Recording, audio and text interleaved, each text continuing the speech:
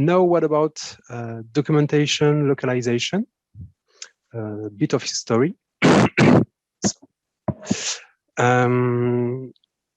In fact, when Carlos Tavares arrived as a CEO for the PSA group in 2015, I think, he has deployed the push-to-pass plan, and one of our main requests was the transition and the digitalization of the whole group. So we had to think digital first, and for that we have proposed, for the concept has proposed, to switch to DITA, because previously PSA were using a proprietary CMS without any DITA inside.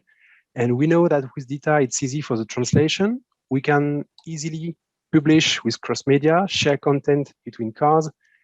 And the main problem was that PSA weren't happy with the previous translator. That's why we discussed in 2019 with WHP about translation.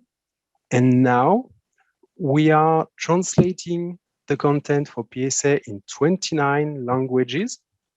We also translate we have also small translation projects, especially for the speedometers or dashboards informations on your car, and we translate it in 36 languages in total. And as I said, PSA is a French company. We are a French company, so we have two ways of working for the translation. We are writing mainly in French as a source language, and we use the English as a pivot language. But we also work with English countries. For example, for India, they are developing cars for PSA, so we author directly in English for them. One thing that WHP had, and it was a good idea when we decided in 2019 to discuss with WHP, was about the augmented review system. PSA is in fact still using the PSA is using country proofreaders in order to check that translations are correct, and the translations are using PSA wording. So we have decided to use the augmented review system proposed by WHP. And we also asked to WHP to improve the previous translation memories. As I said before, previously, PSA weren't happy with the previous translator, so we had a lot of work to do in order to improve the translation memories. And now, what about DITA and localization? In fact, we have multiple things to deal with PSA. We are clearly today driven by cost reduction. And we have, in fact, to reuse a lot of content in order to reduce the price of production, the price of translation. And for that, we use applicabilities proposed by the DITA norm for four kinds of things. The first one, for example, PSA tries to develop and to propose cars different, but in fact that are quite equivalent. So, for example, the Peugeot Space Tourer and the Citroen Jumpy, which is two cars from two different brands, are 90 to 95% equivalent. So, in fact, the documentation is exactly the same, but we use applicabilities and we use filters in the topics, in the XML topics, only to put differences on and change images when you present a dashboard, for example, or the external view of the vehicle. You have small differences, but 90% of the documentation is exactly the same. So we use DITA applicabilities for that. We also use applicabilities for publication dedicated content. For example, we have more images when we publish on the content on the smartphone applications, and we have less images when we print the content.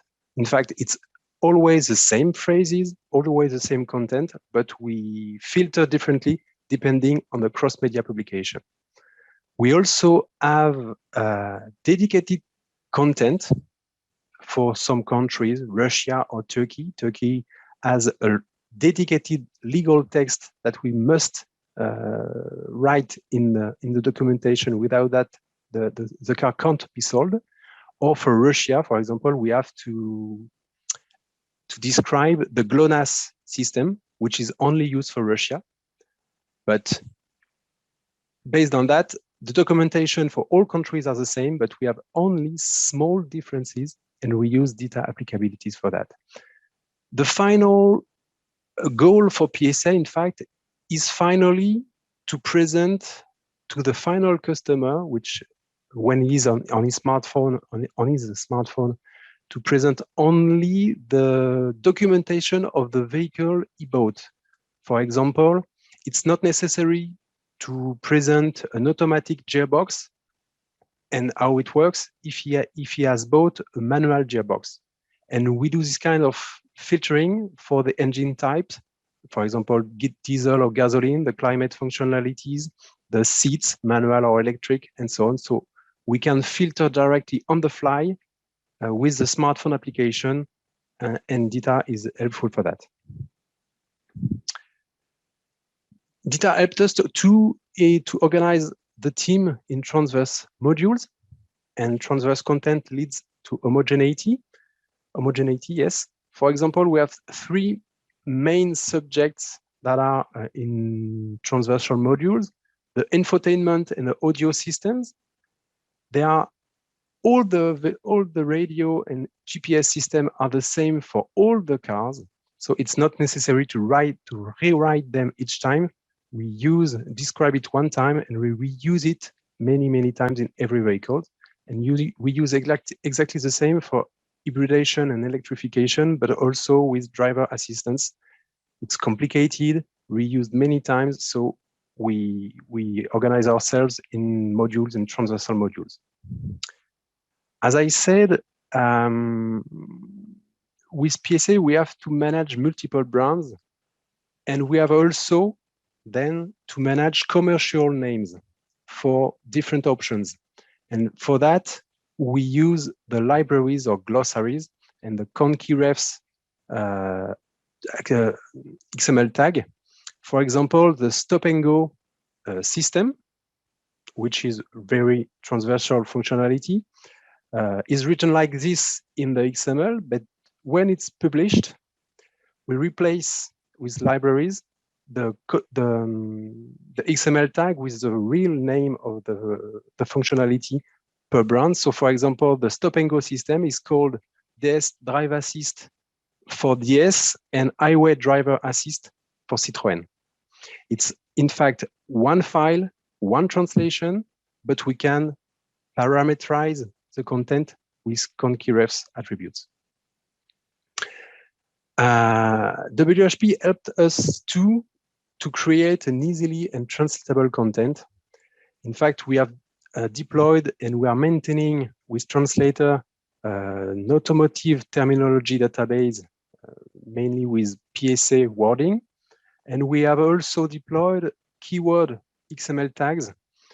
We have seen that with conkeyref, we had some issues and grammatical specificities in some languages, for example, Slovenian.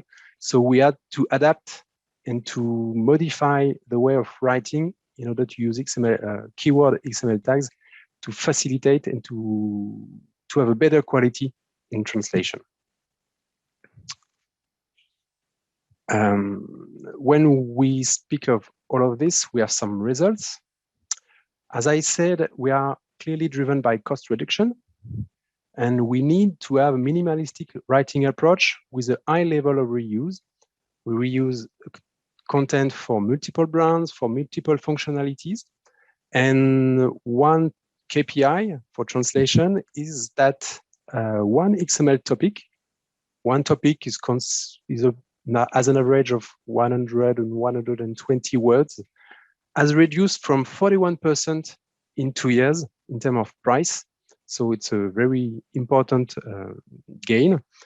And we have also the translation memory leverage, an evolution in 2 years for a full book which is approximately 350 pages, the leverage evolution for the translation memory has increased from 50 to 80%.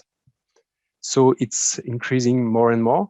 And we are near an asymptote today because we consider that we have 20% of change at every evolution of the documentation.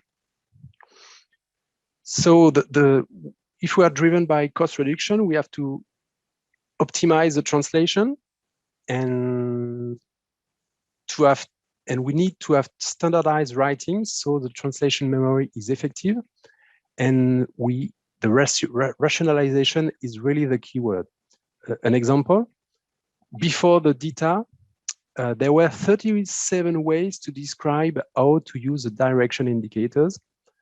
Today, we have only 3 or 4 topics for that, and we have deleted the other way of writing.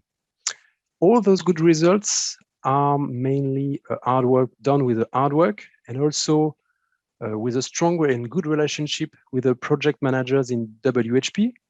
And I would like to thank Paola and Frederic for their good mood and all the work we are doing today.